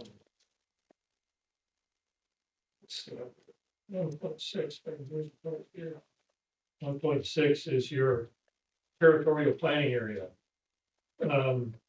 Under the Indiana jurisdictional, you have jurisdictional rights to be able to actually do this, establish this. You're entitled to a 2-mile envelope from every municipal boundary of your current boundary. Good. We're suggesting that if you adopt it, you should adopt some kind of a reasonably shaped, you know, polygon here and not just like a big, you know, balloon. Yeah. And I've actually seen communities where they do this, they make this decision, they actually put a sign out there somewhere saying you're now in the, you know, the territorial planning area for the town of Bristol. And again, this is really important because again, you don't want to be in a scenario where you're blocked from growth from any direction. You want to have something to say about what happens in that area. And this is part of what you're entitled to. It's in the code, and Alex can maybe tell us how we go about adopting that. I think this is a little bit different than a development standard. It's kind of more of something that you want the county to be aware of, you want the development world to be a bit aware of. And if you're entitled to it, you should go ahead and do it. I can give you some bad examples of where that wasn't done, right here in Elkhart County. And One would be Elkhart, for instance. Back in 2010, we did a study for Elkhart County's redevelopment commission about, we were looking at the utility master plan for the entire county. And we discovered when we looked at Elkhart's area of planning influence, that they just never paid any attention to it. They just hands off, let the county do whatever they want. The problem with that is they're completely surrounded now by developed residential neighborhoods that they can't annex, they can't grow. They're blocked from that because, number one, you probably realize that, you know, residential annexation in an already developed subdivision is upside down. Yeah. It wouldn't pass the fiscal analysis you're required to do for annexation. Doing what you're doing with the people that were here earlier, that's the right way to do it. So, and Bristol has actually been very smart about that for many years. That the old, Glenn move, like, don't ever let anybody have your services unless they're annexing. He was right. Yeah. He was always right. Yeah. So in the case of Elkhart, when we did that utility study, we found that there were 26,000 residential units unserved by municipal utilities. And that outpaces the number of customers that the city actually has in the city, that they'll never be able to get. Unless they agree, unless those homeowners ask. So, but anyway, It's so a that's, voluntary. so that's the graphics. That's part of what we thought probably needed to be a part of this update. I'm gonna go through this fairly quickly. Mike and I are working on this. We're scheduling a meeting with county planning to talk to them about whether we're overdoing it or underdoing it. We have gone through and pared this back a couple of times, and we're probably gonna do a little bit more, trying to make it as abbreviated as possible, but yet as useful as we can make it. So, one of the things that's a little bit confusing, and hopefully we find a way to make this not so confusing, is we're trying to, in every case, reference back to the larger, more complete development standard ordinance that city or the county has already adopted. So what we're trying to do is only focus on what we think we need in Bristol and make suggested augmentations to that, basically providing a little bit more detail. Yeah. So, having said that, on page 2, real briefly, and again, I'm gonna go through this quickly, let you look at it, and then let Mike and I work on this a little bit more. But like on the standard districts, we're gonna go ahead and state in your development standard section that you absolutely are not going to allow agricultural land uses within the town limits. We have to be careful how we say that, because, you know, there is some ability to keep livestock in town. That's already been approved. Yeah. Chickens, I think there's a limit on the number of chickens. Six. Yeah. And they gotta be female. We all know how many chickens. Chickens. Yeah, I think you can only have 6, so they gotta be all female. Yep, That's all gotta it. be hens, no roosters. Right, so we're not gonna allow any agricultural zoning other than, and any agricultural uses other than that which is in the process of conversion. So we would find it very typical that you would have agricultural land within the town, and you do now, that is in the process of converting to probably M1, and I think in most of the cases it's M1 or M2. Yeah. So we don't have any problem with the agricultural use continuing, knowing that its life is measured. I have a short question on that, and it's just my main curiosity. What distinguishes the difference between agricultural usage and personal? I don't want to say garden, but people have, rows and rows of sweet corn and garden, and some of them are big. I can probably Do you get what you, differentiates the two? I think I could probably get you a definition of what agricultural land use actually. I was wondering if it had to do with the size. I think it actually has to do with farming for more than Profit. personal use. I see. So if you want to grow corn in your backyard, I don't think anybody can stop you. Well, some people do that and then they sell it, so that's, you can't do Yeah. for profit. Wouldn't be the definition, So but I I'm shared curious this about that. I shared this with Bob. I'm not sure you were in that, but the county actually differentiates ag uses between livestock and then other like real crops and that sort. So we can eliminate agricultural uses, and we have to do this in M1 and M2 as well. But county allows in M1 and M2, not only ag uses, but other row crop uses. So we want to allow the row crop uses, so like the Wilhelm farm, they can continue to rent for corn and soybeans. It's the livestock uses that become really problematic. Mhm. Yeah. I can Okay. see that, Because yeah. I think in the county, you could almost put well, you can't put a CAPO, you'd have to rezone to A4. But one of the 49,990 head chicken operation you could do. Whatever the IDM limit's like 50,000, so Yeah, those go right. for 9,999 chickens.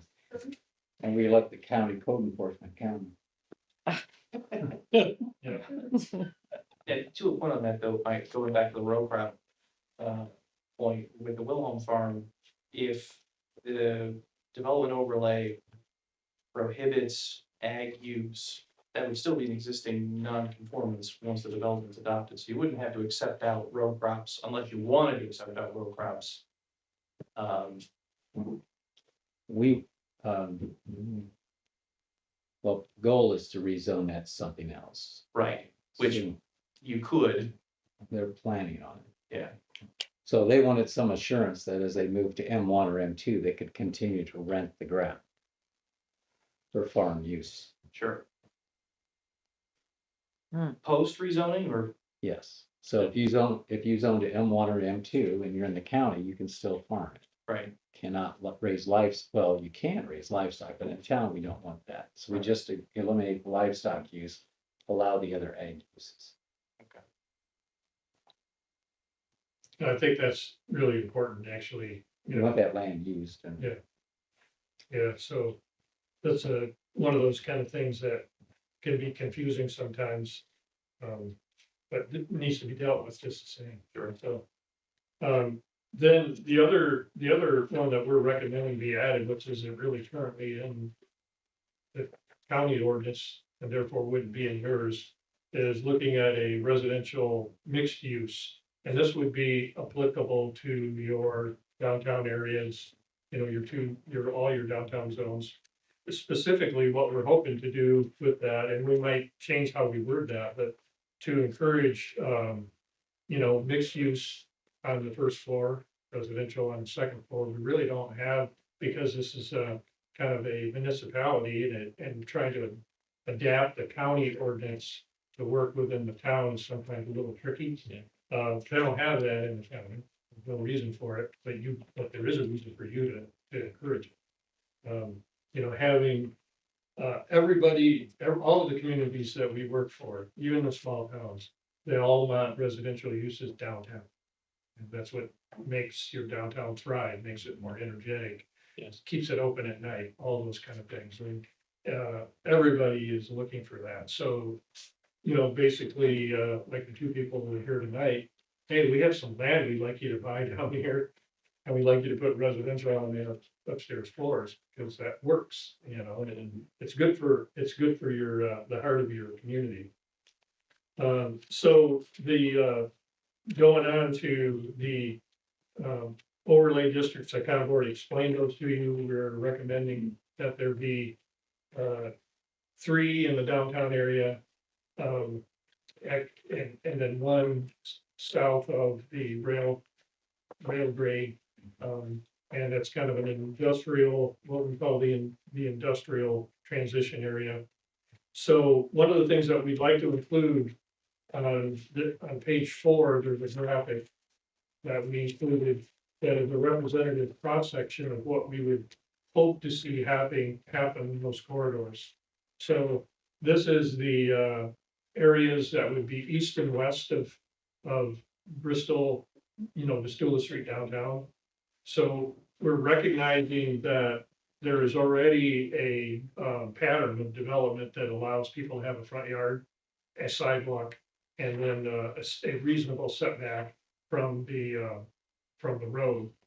And so in those areas, we're suggesting that, in this case, I don't think, we really probably wanted to go there, but 120 feet from center line.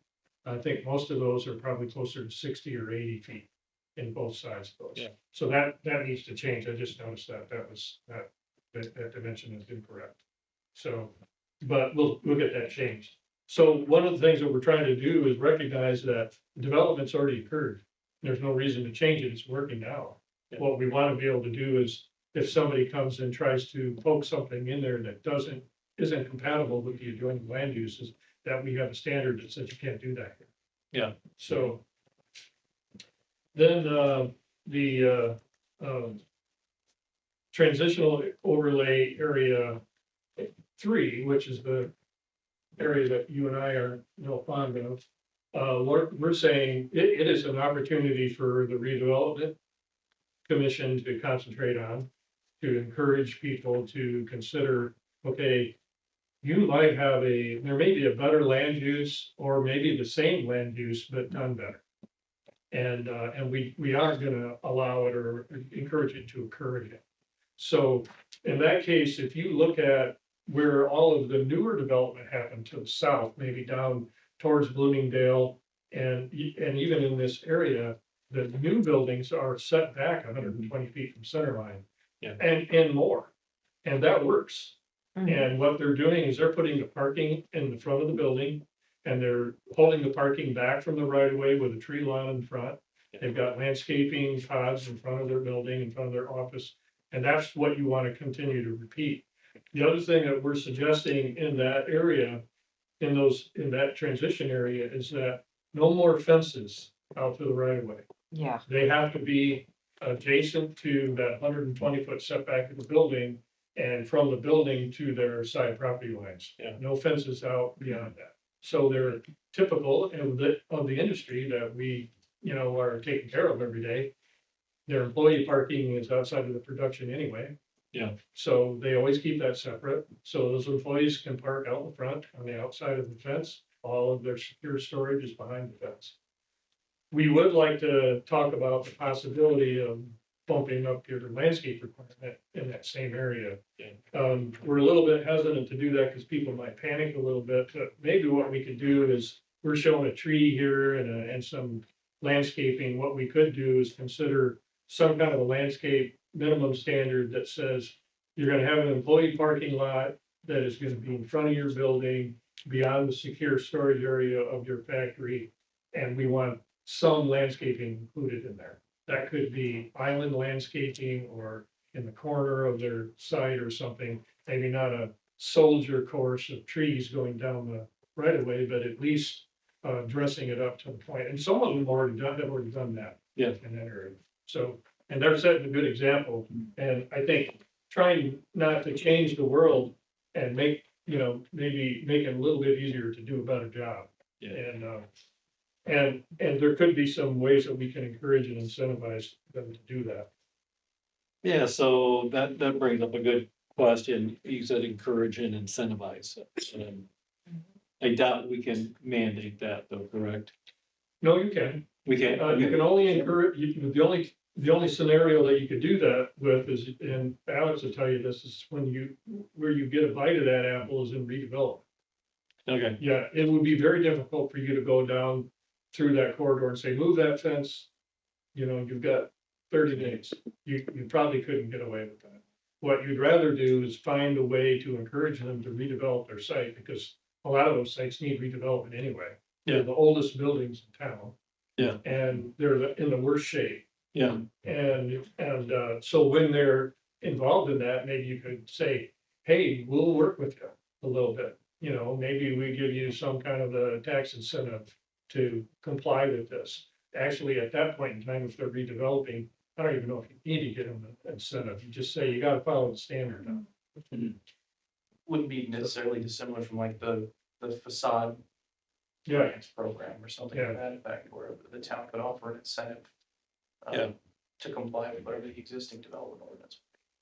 So one of the things that we're working on right now is, one of our, favorite partners at Forest River. They bought the building that Utilimaster moved out of, if you remember. In And, Wacrusa. yeah, Mhm. bought the site, the entire site, and they haven't done a thing with those old buildings. Yeah. And, I mean, they have scenarios where the uprights are rusting off at the floor and stuff like that. So, we've been talking to them about, we are now working as a town engineer for Bristol or for Wacrusa.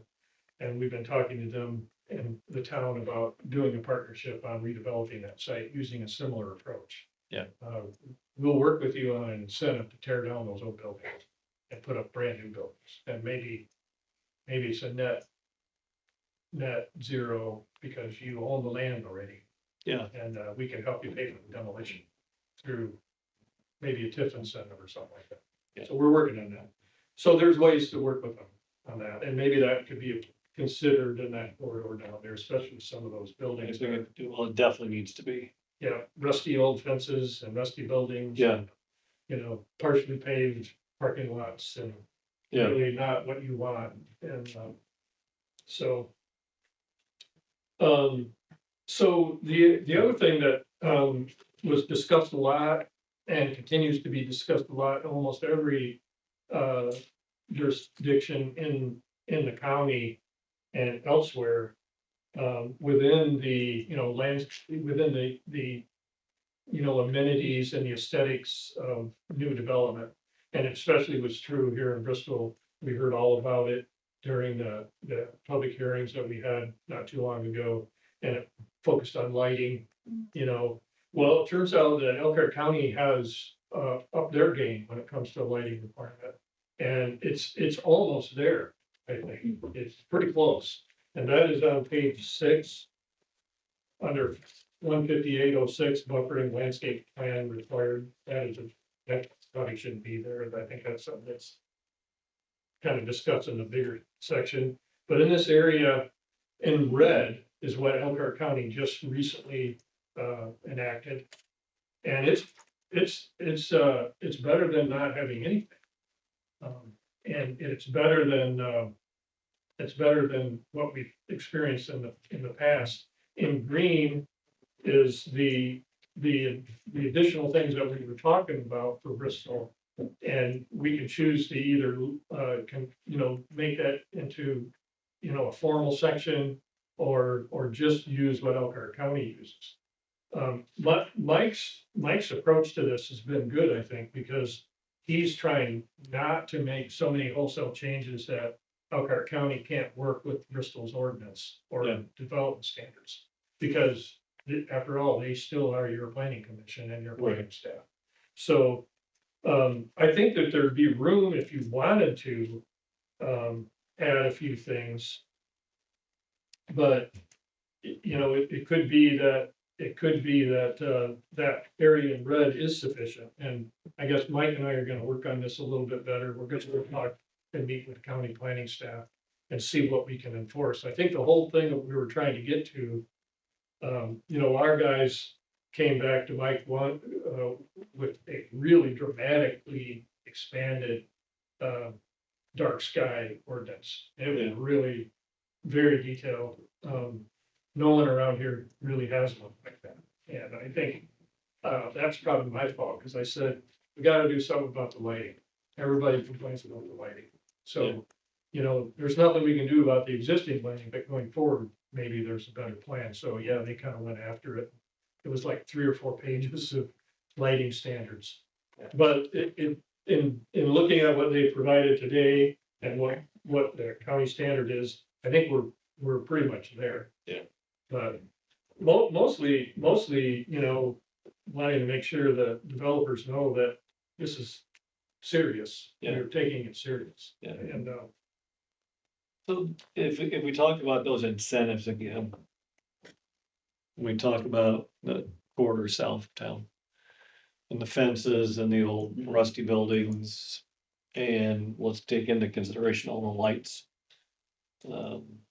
Is that something where we could go to the business and one of the incentives may be, hey, you do this, this, and this, and we'll give you a 1-year tax benefit. We'll give you a tax deferral for a year. You know, new businesses come in and ask for abatements all the time. Maybe we offer an abatement, a 1-year abatement to improve.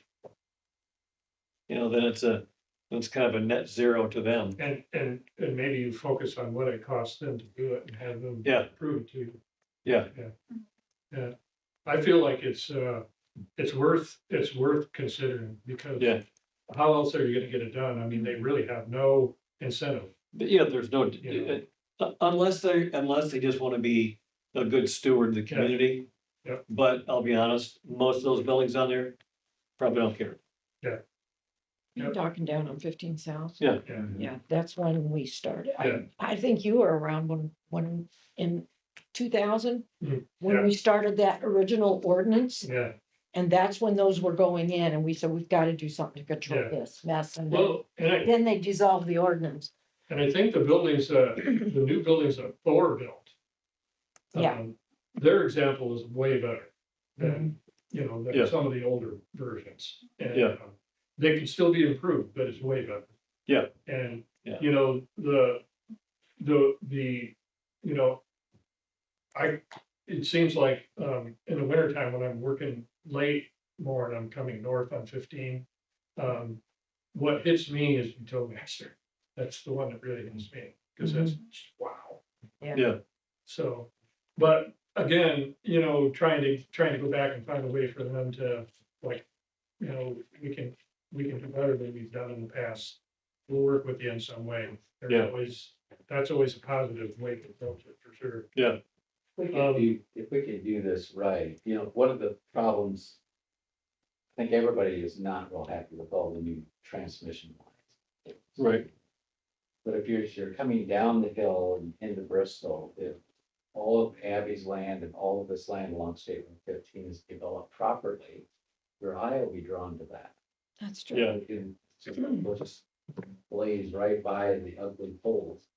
We'll have this nice mixed use area that is attractive. Well, I think you have a great opportunity, you know, to change that corridor. You know, if the growth continues on the east side, you know, from some of the properties that have already been sold, I mean, that's all in your planning jurisdiction. Yeah. They're gonna have to consider what the town is asking for, if they're gonna want your utilities and be a part of the community. Yeah. You know, and yeah, you're right. I mean, there's a way to deal with that. Right now, it's a little intrusive, but there's a way to deal with it. So, the last thing I wanted to just point out, and this, so this was these multi-pages with the lines through it, that was the sign ordinance that we originally, standard that we gave to Mike. And Mike said, that's too hard to deal with. Well, actually, that's kind of the town's ordinance. It is the town ordinance. So the first section of that is what we're talking about. And there's a couple things that I would want you to think about.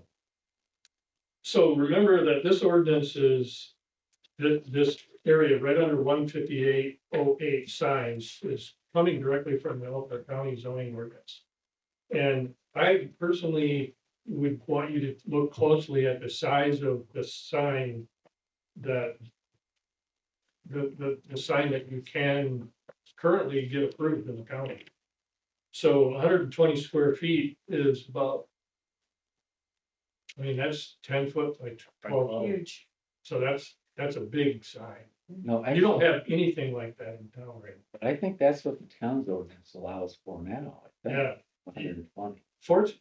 Fortunately, you only have a couple that are bigger than that. And none that are, right now, I went through town earlier today and just kind of did some estimating. The largest signs you have are at the two convenience stores. Mhm. And they're probably maximum maybe 4x8, and they're up on a pylon.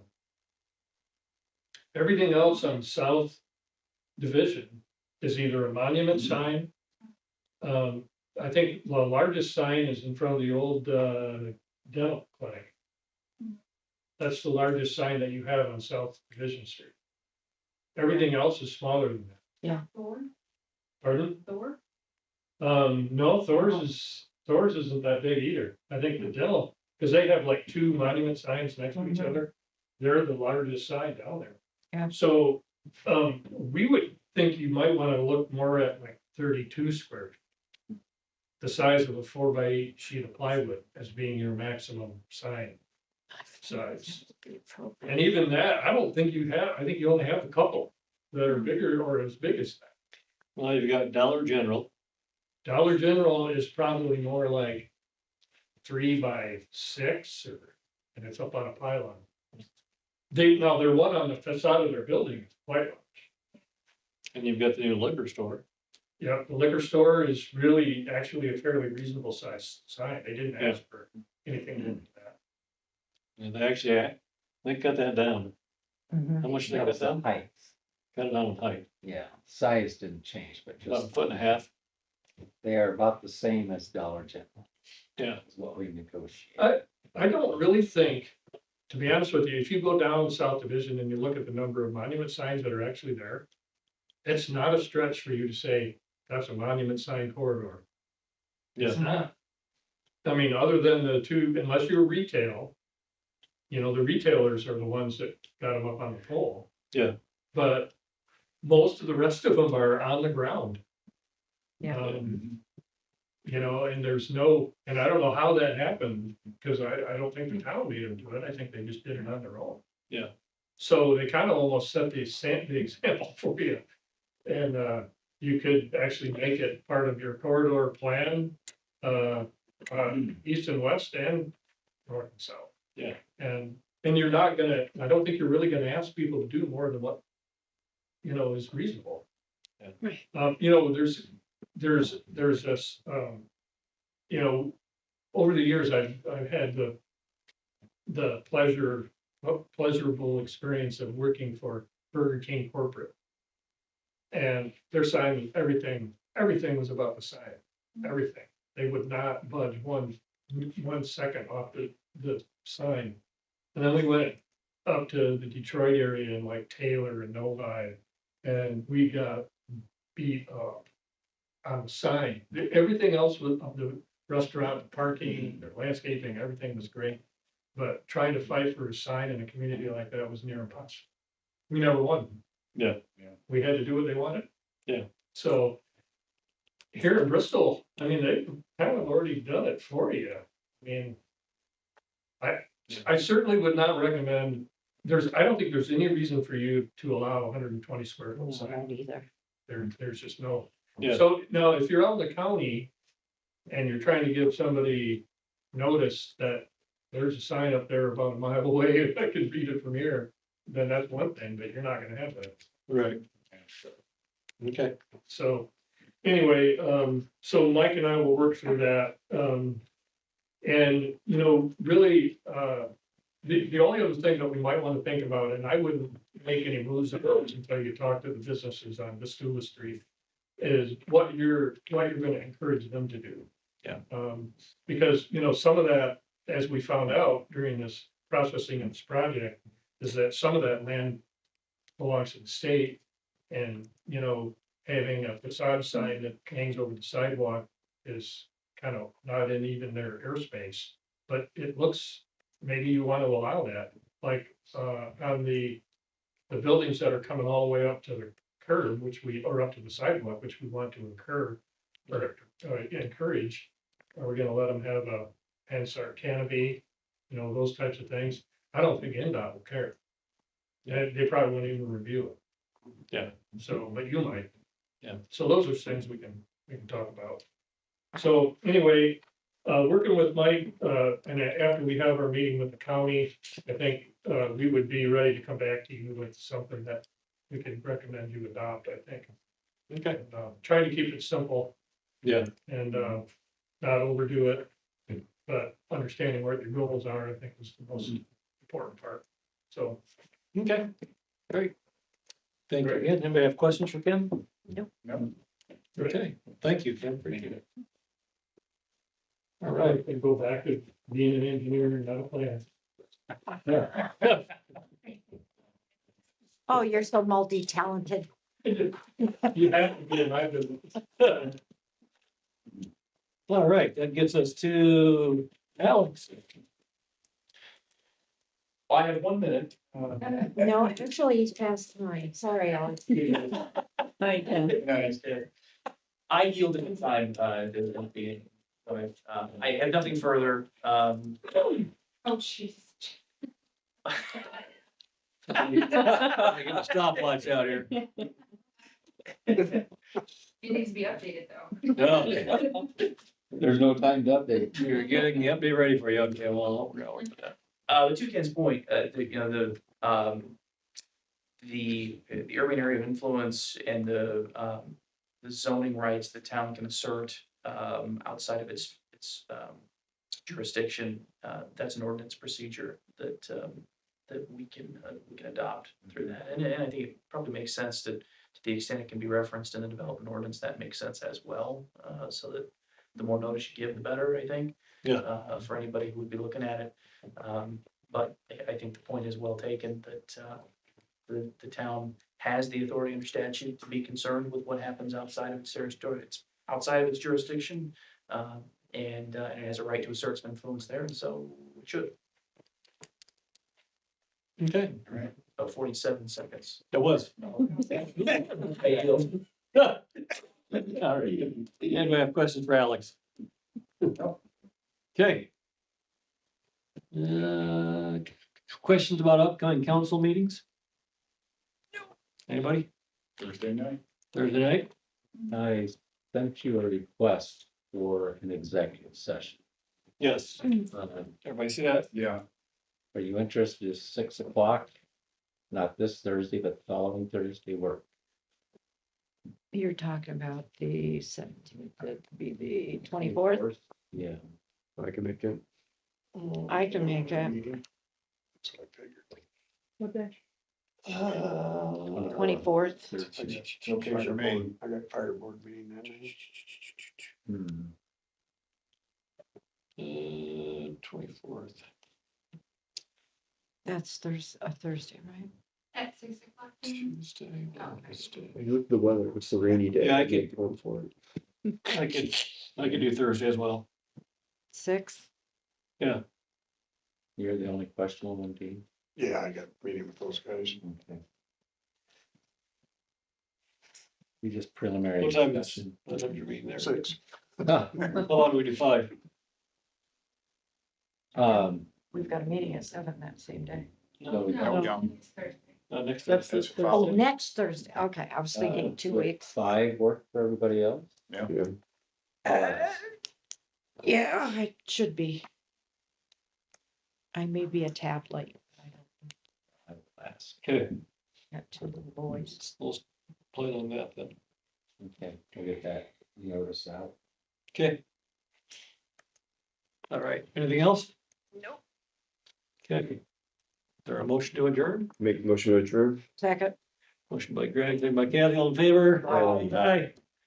Look at that, we got done before 9 o'clock. What's How about that? barely?